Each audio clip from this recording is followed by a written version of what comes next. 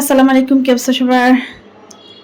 আমরা বাঙালিরা রমজান মাসের ইফতারিটাকে এমন একটা পর্যায়ে নিয়ে গেছি, ইফতারি মানে বুট, বড়া, পেঁয়াজু, ছোলা, মানে এগুলোই। মানে এগুলোর বাইরে আমরা কিছু চিন্তাই করতে পারি না।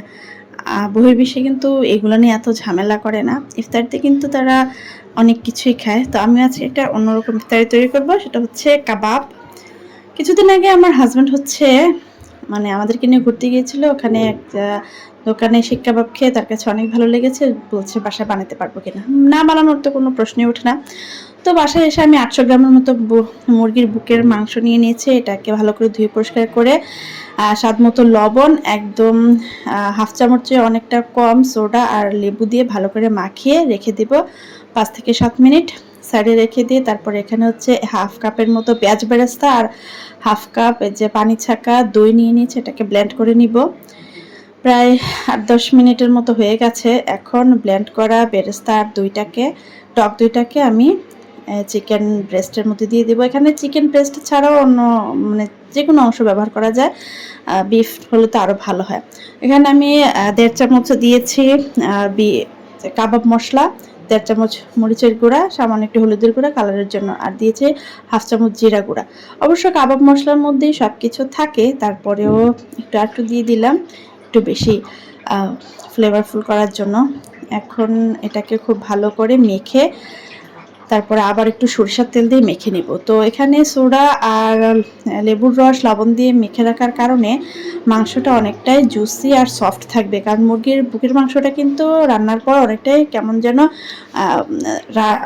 মানে কেমন একটা থাকে না, কেমন যেন খেতে ভালো লাগে না, অনেকটা শক্ত শক্ত লাগে।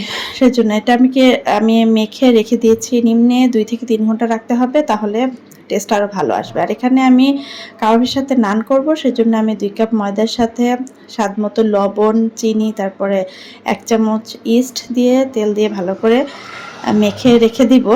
তো নানটা হচ্ছে রেগুলার আমার বাসায় যে কোনো হলে নানই হয় বেশি। তো নানটাকে মেখে আমি রেখে দিব সাইডে। আর এদিকে হচ্ছে আমি কাবাবের সাথে সার্ভ করার জন্য আমি এখানে একটা গ্রিন মেয়োনিজ বানিয়ে নিব, সাথে গ্রিন সসও বানাবো। তারপরে হচ্ছে টক দই দিয়ে সসটা বানাবো, আর মেয়োনিজ সিদ্ধ ডিমের বানাবো। এই তো আমার চিকেন এখন ইফতারের প্রায় 1 ঘন্টা আগে হয়ে গেছে, 5টার দিকে। গ্রিন সস, চিকেন ম্যারিনেট হয়ে গেছে, গ্রিন মেয়োনিজও রেডি হয়ে গেছে, আর আমার নানের ব্যাটারও একদম ফুলে ডাবল হয়ে গেছে। এই যে দেখেন, আমি নান রেগুলার বানাতে বানাতে একদম আমার মানে হাত এসে গেছে। যখন তখনই আমি নানটা খুব ভালো করে সেট করতে পারি।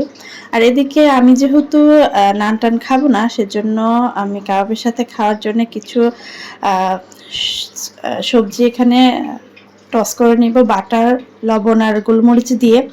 এখানে প্রথমে ব্রকলি আর হচ্ছে গাজরটা দিয়ে দিয়েছি, তারপরে পরে বাঁধাকপি, পেঁয়াজ, ক্যাপসিকাম, এগুলো যত সময় কম লাগে সেজন্য এগুলো পরে দিয়ে একটু বাটারে টাচ করে নিয়েছি। এখন এরকম সাসলিকের কাঠি নিয়েছি, কাঠিগুলো আমি কিন্তু প্রায় 20 মিনিটের মতো ঠান্ডা পানিতে ভিজিয়ে রেখেছিলাম।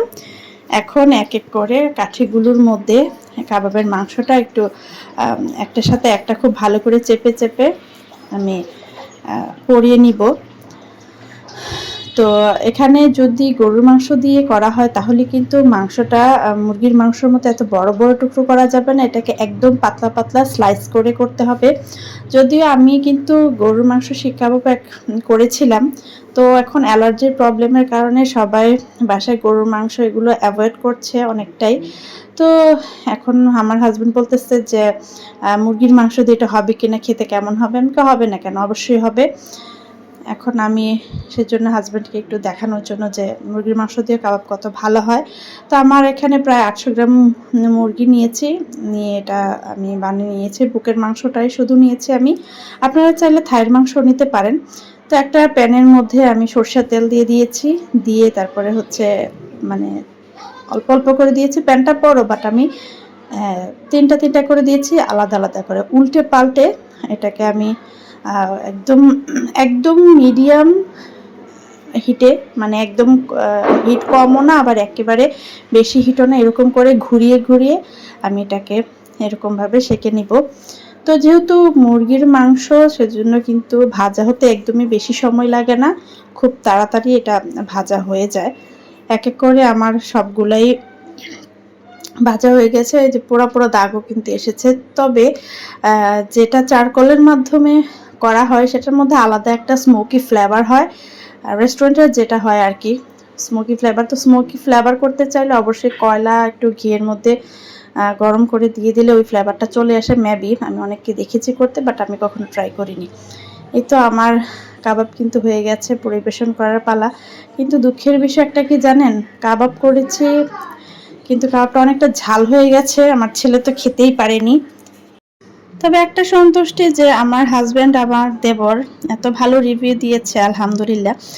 ঘরের মানুষের জন্য কিছু করলে যখন সবাই সন্তুষ্ট হয়, তৃপ্তির একটা হাসি দেয়, তখন আসলে মনে হয় যে কষ্টটা একেবারে সার্থক হয়ে গেছে। আর আমার হাজব্যান্ড তো বলতেছে দোকানে মানে রেস্টুরেন্টে যে কাবাবটা খেয়েছে সেটা থেকে নাকি আরো বেশি ভালো লেগেছে। আর আমার দেবর তো একটাই কথা, ফাটাফাটি, অসাধারণ। মানে ওর হচ্ছে এটা ডায়লগ, যে কোনো খাবার ওর কাছে ভালো লাগলে এটাই থাকে ওর ডায়লগ। আমি তো লাল রুটি দিয়ে খেয়েছি, কিন্তু ইচ্ছে করছিল একটু নান দিয়ে টেস্ট করি। তো আমি নানের দুইটা বাইট নিয়েছি। প্রথম বাইট নিয়ে মনে হলো যে একটু ভালোই মজা লেগেছে, পরে আবার আরেকটা বাইট নিলাম। আলহামদুলিল্লাহ, ঘরে বানানো কাবাবটা অসাধারণ টেস্ট হয়েছে। আপনারা ইচ্ছে করলে অবশ্যই ঘরে ট্রাই করে দেখতে পারেন, অসাধারণ হয় খেতে। আল্লাহ হাফেজ।